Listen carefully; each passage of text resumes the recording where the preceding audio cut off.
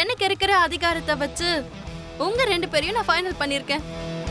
இனி எங்க டாடிக்கு இருக்கிற அனுபவத்தை வச்சு உங்க 2 பேர்ல யாராவது ஒருத்தரா ஃபைனல் பண்ணிடுவாரு.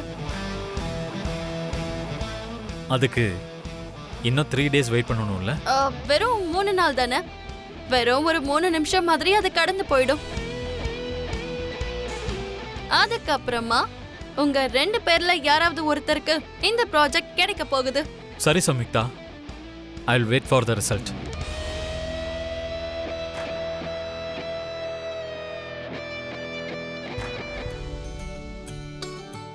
சீக்கிரம் கொடுங்க. தேங்க்யூ தாத்தா. இந்த லக்கி. தேங்க்யூ சித்தப்பா.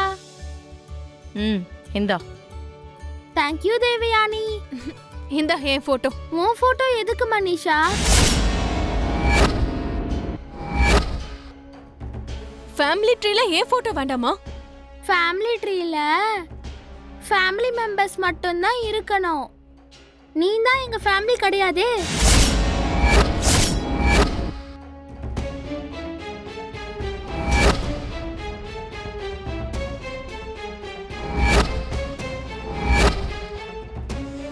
ஏய் லக்கி, பெரியவங்க கிட்ட பேசுற பேச்சா இது? நான் அப்படி என்ன சொல்லிட்டேன்? நான் சொன்னது உண்மைதானே? அவங்க தான் நம்ம ஃபேமிலியே கிடையாதே. நாளைக்கு உன் அப்பாவை நான் கல்யாணம் பண்ணிக்கிட்டா உன் அப்பாவுக்கு நான் மனைவி ஆயிடுவேன், உனக்கும் நான் அம்மாவை ஆயிடுவேன். மரியாதையா என் போட்டோ வாங்க வை. அம்மா இடத்துல நான் ஒன்னும் வைக்க மாட்டேன். ஏன் சொல்றேன்னா நீ என்னோட அம்மா கிடையாதுன்றனால. அப்படின்னா நீ கூட மித்ராவோட பொண்ணு கிடையாது. மித்ராவோட பொண்ணு கிடையாது.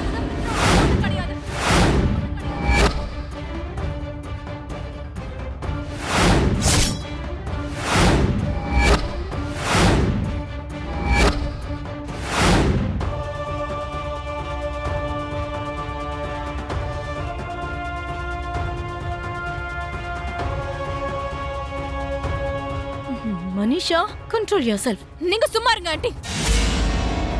சின்ன பொண்ணா இருந்துகிட்டு வாய்க்கு வந்த மாதிரி பேசிட்டு இருக்கா.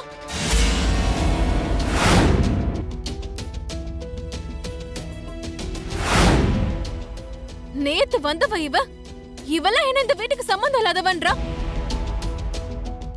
என்ன சொன்ன? நான் மித்ராப்பாவுக்கு பொண்ணு இல்லையா? இல்ல, நீ மித்ராவோட பொண்ணு கிடையாது. மனிஷா,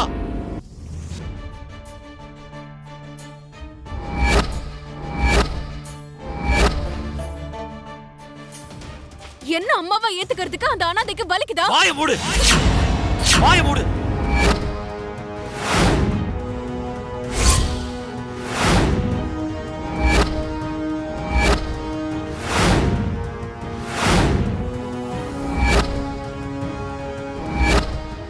இன்னொரு தடவை லக்கி அனாதன் சொன்னேன் வை, அடிக்கணும்னு ஓங்குன இந்த கை உன் கண்ணத்தை அப்படி படுக்க வச்சிரும்.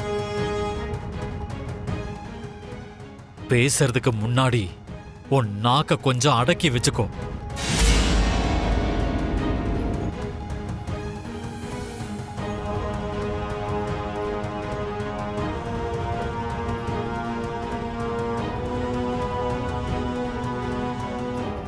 மனிஷா, இந்த வீட்ல லக்கி கூட எல்லாருக்கும் ஒரு பந்தம் இருக்கு. அந்த பந்தத்துக்கு எல்லையே கிடையாது. அத கெடுக்கலான்னு என்னைக்குமே நினைக்காத.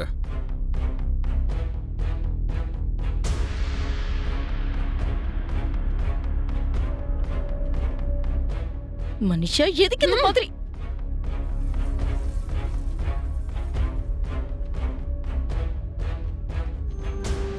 ஜுன்னு, அம்மா என்ன பண்ணிக்கிட்டு இருக்க ஜுன்னு? ஸ்கூல்ல ஃபேமிலி ட்ரீ செஞ்சு கொண்டு வர சொன்னாங்கம்மா, அதான் செஞ்சிட்டு இருக்கேன். வாவ், ஃபேமிலி ட்ரீயா? ஆமா டீச்சர், எப்படி இருக்கு?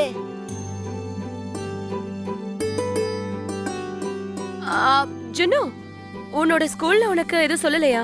ஃபேமிலி ட்ரீனா இதுல நீயும் உன்னோட அம்மா மட்டும்தான் இருக்கணும். இதுல அர்ஜுன் சித்தப்பா போட்டோவையும் வசுந்தரா ஆண்டி போட்டோவையும் வச்சிருக்க. எதுக்காக?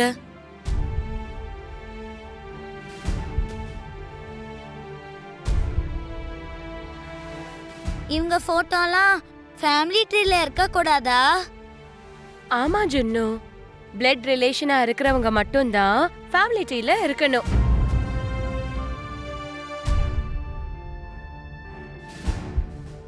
எதுக்காக எல்லாரும் என்கிட்ட இப்படி சொல்லிட்டு இருக்கீங்க? ஃபேமிலினா ஒரே வீட்டுக்குள்ள எல்லாரும் இருப்பாங்க. ஒருத்தருக்காக இன்னொருத்தர் உதவி செய்வாங்க. ஒருத்தர் எதுலயாவது ஜெயிச்சா அவங்களுக்காக சந்தோஷப்படுவாங்க. ஒருத்தருக்கு ஏதாவது ஆச்சுன்னா எல்லாரும் கவலைப்படுவாங்க. இதுதானே ஃபேமிலினா? ஆமா, இதுக்கு நடுவுல பிளட் ரிலேஷன்லாம் எதுக்கு வருது? ஐயோ ஜுன்னு, அது வேற இது வேற. ஸ்கூல்ல தானே உன்னை இதெல்லாம் செய்ய சொல்லிருக்காங்க. அதுல இவங்களோட போட்டோ இருக்க கூடாது.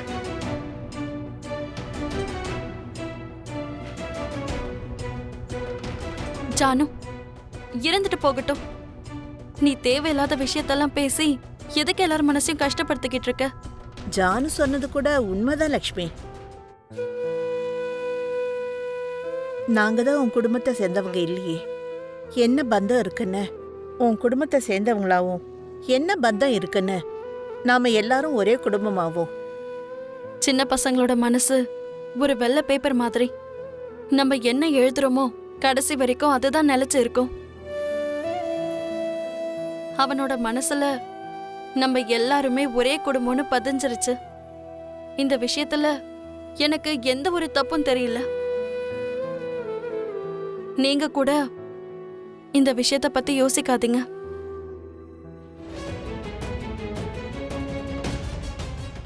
என்ன இப்படி சொல்லிட்டீங்க ஆண்டி? மித்ரா எதுக்கு என்ன கல்யாணம் பண்ணிக்க மாட்டான்? என் கழுத்துல எதுக்கு தாலி கட்ட மாட்டான்? பாருங்க ஆண்டி, எனக்கு புது புது டவுட்டை ஏற்படுத்தாதீங்க. உனக்கு இன்னும் சரியா புரியலையா? ஒரு காலத்துல மனிஷா மனிஷான்னு உன் பின்னாடியே சுத்திட்டு இருப்பான். உன் பேரை உச்சரிச்சுட்டே வாழ்ந்துகிட்டு இருந்தான். அப்படிப்பட்டவன் இப்ப எல்லாம் சரியா உன்கிட்ட மூஞ்சி கொடுத்து பேசுறானான்னு சொல்லு. அவன் மனசுல இருக்கிற விஷயத்த உன்கிட்ட ஷேர் பண்ணிக்கிறானா? உன்னை அவன் எங்கேயாவது பாசமா வெளியே கூட்டிட்டு போறானா? உங்க 2 பேருக்கும் மத்தியில இருந்த பாசம், காதல், இந்த ஃபீலிங்ஸ் எல்லாம் எப்பவோ முடிஞ்சு போச்சு. அந்த விஷயம் உனக்கு இன்னும் புரியவே இல்லைல்ல? என்னம்மா ஆண்டி, புரிஞ்சாலும் புரியாத மாதிரியே இருக்கணும்னு தோணுது. எதுக்காகன்னா அப்படி ஒரு நிலைமைய தாங்கிக்கிறது எனக்கு ரொம்பவே கஷ்டம் ஆண்டி. இததான் உன்னை நீயே ஏமாத்திக்கிறதுன்னு சொல்லுவாங்க. எந்த மனுஷனா இருந்தாலும் வாழ்க்கையில சந்தோஷமா தான் வாழணும்னு ஆசைப்படுவாங்க. அப்படி இருக்கும்போது சந்தோஷம் கிடைக்கிற இடத்துக்கு தான் போகணுமே தவிர கிடைக்காதுன்னு தெரிஞ்சதுக்கு அப்புறமும் நம்ம அதே இடத்துக்கு போக கூடாது. ஆண்டி, இப்ப நீங்க என்ன சொல்ல வரீங்க? நீ இன்னும் மித்ராக்காக துடிக்கிறதுல எந்த பிரயோஜனமும் இல்லைன்னு சொல்ல வரேன்.